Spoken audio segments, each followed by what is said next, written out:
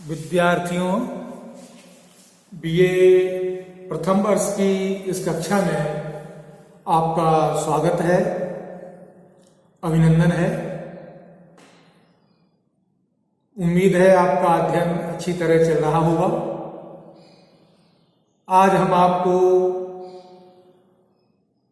पुनः कल के कालांश की तरह मीराबाई के जो पद परीक्षा की दृष्टि से महत्वपूर्ण हैं, उनकी व्याख्या समझाएंगे। इसके साथ ही उन पदों में जो साहित्यिक सौंदर्य है, जो विशेष तथ्य हैं, वो भी हम आपको बताएंगे। विद्यार्थियों, मीराबाई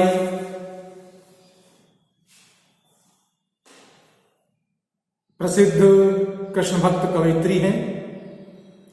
उन्होंने कृष्ण के भक्ति भावना में अनेक रचनाएं लिखी, जिनका उल्लेख मैंने पिछले कालांश में किया था। अगला छंद देखते हैं।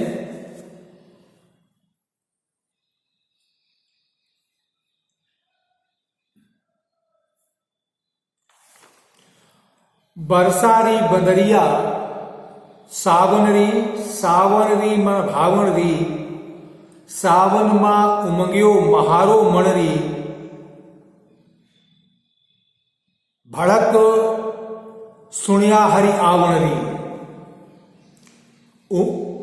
उमड़ घुमड़ घण मेघा आया, दामन घण झण लावणरी, बीजा दाबू महा आया वर्षा, शीतल पवन सुहावणरी, मीरा के प्रभु गिरधर नागर, बेला मंगण गावणरी।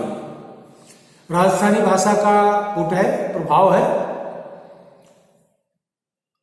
वियोग श्रृंगारस है। मीरा अपने आराध्य देव, अपने प्रीतम श्री कृष्ण के विरह में निरंतर व्यथित है और उनकी प्रतीक्षा करती हुई कहती हैं, बरसारी बदरिया सावनरी मन भावनरी। बरसारी बदरिया सावनरी, अरे हे सखी, सावन की बदरिया अर्थात सावन महीने की बदली जो है वो बरस रही है धीरे धीरे। सावन के महीने में धीरे धीरे बादलों से मेह बरसता है, पानी की झड़ी लगी रहती है, बादल छाए रहते हैं, हल्की हल्की फुहारें पड़ती हैं, हल्का हल्का पानी बरसता है। सावन री मन भावन री, ये सावन का महीना, सावन का पानी जो धीरे धीरे बरस रहा है, मन भावन री, मन को बहुत अच्छा लगता है। विद्यार्थियों, सावन का महीना जब पानी बरसता है, बादल छाए रहते हैं, मोर नृत्य करते हैं, चातक बोलते हैं, तो ऐसा परिवेश, वातावरण बड़ा सुहावना लगता है। न सर्दी होती है, न गर्मी होती है, सब मौसम होता है। वो मौसम जो है, ऐसा वातावरण अच्छा लगता है। सावन मा उमंग्यो महारो मरणी, सावन माह, इस सावन के महीने में हम महारो मरणी, मेरा मन भी उमंग गया है, तरंगित हो गया है, उल्लसित हो गया है, मेरे मन में भी मल्हार आ गई, मेरे मन में भी राग पैदा हो गया है। भड़क सूर्या हरियावणी, क्योंकि मुझे भगवान के आने की, मुझे प्रीतम कृष्ण के आने की ध्वनि सुनाई दे गई है। अर्थात ऐसे मौसम में, ऐसे सुंदर और रमणीय मौसम में मेरा मन भी अपने प्रीतम श्री कृष्ण से मिलने के लिए व्याकुल हो गया है। उमड़ घुमड़ घण मेघा आया, और कहते हैं आकाश में उमड़ घुमड़ कर घने बहुत अधिक बादल आ रहे हैं। सावन का महीना है, हरा भरा होता है, पानी बरसता है, आकाश में बादल घुमड़ रहे हैं। दामन घन झलावणी, दामन घन झलावणी, और कहते हैं बादल में बिजलियां चमक रही हैं और पानी की झड़ लगी हुई है।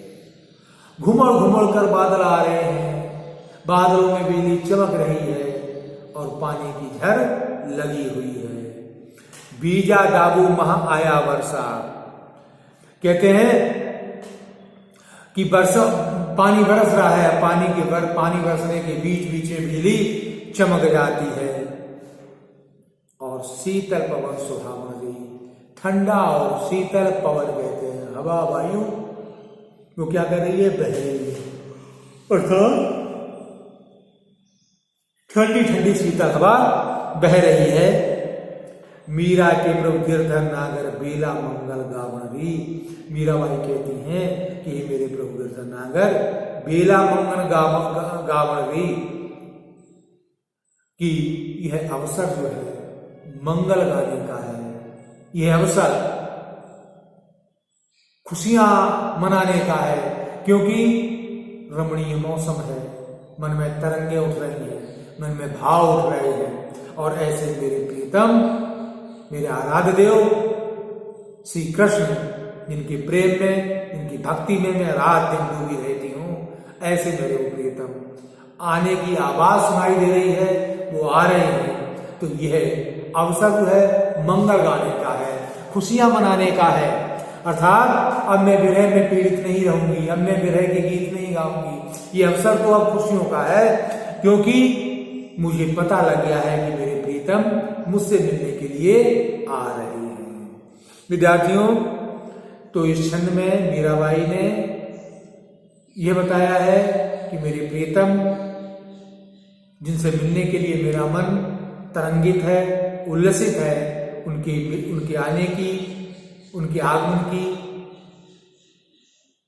प्रतीक्षा मैं कर रही हूं, और उनके आगमन का आभास मुझे हो गया है, उनकी ध्वनि आ रही है। और ऐसे सावन के वातावरण में जब चारों तरफ हरियाली छाई है, आकाश में बादल रह रहकर घुमड़ रहे हैं, बादलों में बिजलियां चमक रही हैं, शीतल शीतल मंद सुगंधित पवन बह रही है, तो ऐसा अवसर, ऐसा सुरम्य रमणीय वातावरण, और उसमें भी मेरे प्रियतम का आगमन, ये मेरे लिए बड़ी खुशी की बात है, और मैं तो खुशी के गीत गाऊंगी। अगला देखिए, चाला वहां देश प्रीतम, पावा चाला वहां देश बाही देश, कहो कुसुमल साड़ी रगावा, कहो तो भगवा भेष, कहो तो मुतीन मांग भरावा, कहो तो छिटकावा केस, मीरा के प्रभु गिरधर नागर सुन जो बढ़त नरेश। देखिए, इस क्षण में मीराबाई का अपने आराध्य प्रीतम कृष्ण के प्रति समर्पण भाव दिखाई देता है। वो अपने प्रियतम से मिलना चाहते हैं, कैसे भी प्रियतम मिले, कैसी स्थिति में प्रियतम मिले। मुझे तो जब तक, वो कहते हैं, मुझे तो जब तक प्रियतम नहीं मिल जाते तब तक मुझे कल नहीं पड़ेगी, मुझे शांति नहीं पड़ेगी। ये कहती हैं, चला बाहा देश प्रियतम, हे मेरे मन उस देश चल जहां में वो प्रियतम रह रहा है, जो वो हमारा प्रियतम, वो हमारा आराध्य श्री कृष्ण जहां रह रहा है, उसी देश में है। चल चाला बाहो देश, हे मेरे मन उसी जगह चल, उसी देश, देश मतलब स्थान, जगह जहां वो प्रियतम कृष्ण है, वहीं चल। अर्थात बिना प्रीतम कृष्ण के हमारा मन नहीं लगेगा। कहो कुसुमल साड़ी लगावा, और कहो तो केसरिया साड़ी पहन लूं, कहो तो सधवा स्त्रियों की तरह साड़ी पहन लूं, कहो लो भगवा भेष, और चाहे कहो तो मैं भगवा धारण कर लूं, अर्थात कहो तो सन्यासिनी बन जाऊं, और कहो तो सुहागिनी स्त्री की तरह केसरिया साड़ी पहन लूं, गुलाबी साड़ी पहन लूं, जैसे भी कहो वैसे मैं तैयार हूं, लेकिन मुझे तो अपने प्रियतम से मिलना है। कहो तो मोतियों में मांग भरावा, अरे चाहे मुझे मोतियों में मांग भरनी पड़े, अर्थात वो मेरा प्रीतम मेरे मोतियों में मांग भरने से मुझे मिल जाता है, तो मोतियों में मांग भी भरने को तैयार हूं। कहो छिटकावा केस, और एक साधु की तरह, एक संत की तरह, एक विरहिणी की तरह केस बिखराने पर अगर हमें उसके दर्शन हो जाते हैं तो मैं वो भी करने को तैयार हूं, क्योंकि मुझे तो अपने प्रियतम के दर्शन चाहिए, मुझे तो अपने प्रियतम से मिलना चाहिए। जैसे भी मुझे प्रियतम मिले, मैं प्रियतम को प्राप्त करना चाहती हूँ। मीरा के प्रभु गिरधर नागर सुनजो बिरध बड़न नरेश। मीराबाई कहती है, मेरे प्रभु गिरधर नागर, हे श्री कृष्ण, हे नटनागर श्री कृष्ण, सुनजो बिरध नरेश, हमने तो हे राजा, मैंने तो आपका बड़ा यश सुना है। मैंने तो ये सुना है आप बहुत बड़े महाराज हैं, सबकी इच्छा पूरी करते हैं, सबको दर्शन देते हैं। तो हे मेरे प्रभु, मुझे भी दर्शन दो और मुझसे भी मिलो। मैं आपसे मिलने के लिए पूरी तरह आत्मसमर्पित हूं, मैं कुछ भी करने को तैयार हूं। कहो तो मैं सद्भाव स्त्रियों की तरह वस्त्र पहन लूं, कहो तो साधु संत की तरह वस्त्र पहन लूं, कहो तो मैं अपने बाल सजा लूं, और कहो तो मैं अपने बालों को छिटका लूं, कहो तो मैं सद्भा सुहागिन स्त्री की तरह मांग भर लूं, और कहो तो संत की तरह, विरहिणी की तरह, संतन की तरह अपने केशों को बिखरा लूं। जैसे भी कहो प्रभु, मैं वैसे ही आने को तैयार हूं, लेकिन प्रभु मुझे आपके दर्शन चाहिए। हे मेरे प्रभु, हे मेरे प्रीतम, हे मेरे ईश्वर, मैं आपके चरणों में पूरी तरह समर्पित हूं। तो विद्यार्थियों, इस छंद में मीराबाई ने भगवान कृष्ण के प्रति, अपने आराध्य देव के प्रति असीम अनुराग, समर्पण और एक निष्ठ भक्ति की अभिव्यक्ति की है। वो हर स्थिति में अपने प्रीतम कृष्ण का चिंतन मनन करती हैं और उनके चरणों में पूरी तरह समर्पित हैं। विद्यार्थियों, अगला छंद देखिए। आवत मोरी गलियन में गिरधारी, मातो छुप गई लाज की मारी, कुसुमल पाग केसरिया जामा, ऊपर फूल हजारी, मुकुट ऊपर छत्र विराजे, कुंडल की छवि न्यारी, केसरी चीर दरियाई को लेंगो, ऊपर अमिया भारी, आवद देख किशन मुरारी, छुप गई राधा प्यारी, मोर मुकुट मनोहर सोहे, नथनी की छवि न्यारी, गल मोतनी की माल विराजे, चरण कमल बलिहारी, ऊही राधा प्यारी, अरज करत है सुनजो किशन मुरारी, मीरा के प्रभु गिरधर नागर, चरण कमल पर बारी। मीराबाई अपने प्रीतम कृष्ण से निवेदन करती हुई कहती हैं, उनके आगमन, उनके मिलन की खुशी, उस आनंद का वर्णन करती हुई कहती हैं, आवत मोरी गलियन में गिरधारी, कि देखो मैंने, देखो देखो वो गिरधारी, वो कृष्ण मेरी गली में आ रहा है। मीराबाई कहती हैं कि वो कृष्ण जो है वो गली में आ रहा है, गली में भ्रमण करता हुआ हमारी तरफ आ रहा है। विद्यार्थी, इस छंद में मीराबाई ने अपने को राधा के रूप में प्रस्तुत किया है। तो कहती हैं कि आवत मोरी गलियन में गिरधारी, वो गिरधारी, गोवर्धन पर्वत उठा करके रक्षा करने वाला वो कृष्ण जो है गलियों में आ रहा है, अर्थात गली से आ रहा है। माँ तो छुप गई लाज की मारी, और वह देखते ही क्योंकि मैं उससे प्रेम करती हूँ, और प्रेम के कारण जैसे ही मैंने उसे देखा, अनुराग भाव उत्पन्न होने के कारण मेरे हृदय में लज्जा उत्पन्न हो गई, और मैं क्या हो गई, छुप गई। कुसुमल पाक केसरिया जामा, ऊपर फूल हजारी, कुसुमल पाक केसरिया जामा, और उसमें क्या है,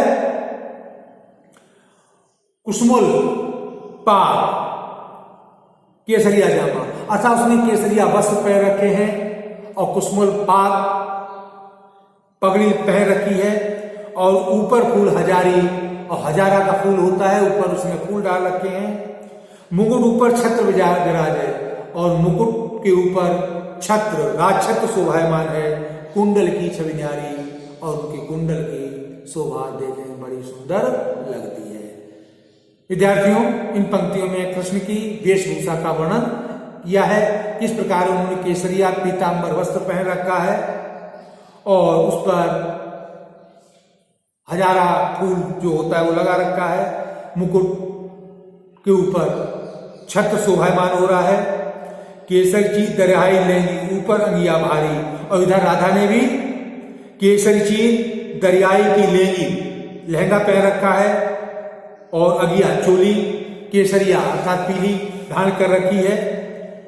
आवती देख किशन मुरारी, राधा ने जब गली में इस तरीके से पीताम्बर धारण किए हुए अपने प्रीतम कृष्ण को आते हुए देखा तो छुप गई राधा प्यारी, शर्म के मारे लाज के मारे राधा जो थी वो छुप गई। अर्थात वो कृष्ण से मिलना चाहती है, कृष्ण को प्रेम करती है और कृष्ण को आता देखकर वो लज्जा के कारण छिप गई। विद्यार्थियों पंक्तियों मनोवैज्ञानिक चित्रण है, क्योंकि जब भी कोई स्त्री युवती किसी से प्रेम करती है तो प्रेम के परिणाम स्वरूप उसके हृदय में लज्जा नामक मनोभाव उत्पन्न होता है, और जिसके कारण वो लज्जा मानव मनोभाव के कारण राधा जो थी सामने नहीं आई, छिप गई।